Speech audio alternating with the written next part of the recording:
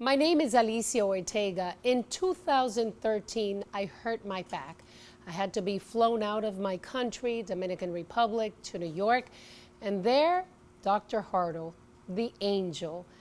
The nurses had no idea how to treat me because I got there way before the surgery, and I was in bed, and they were used to actually treating patients after surgery. But in my case, I was coming in, I had to have all the tests run, I had been misdiagnosed, and unbelievable. As soon as I saw those big blue eyes just before the surgery, I wanted to take control and tell him I was praying for him.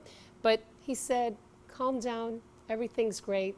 And it just a miracle worker, an angel who cured me, and I am so grateful. I would recommend the world to go to Dr. Hartl.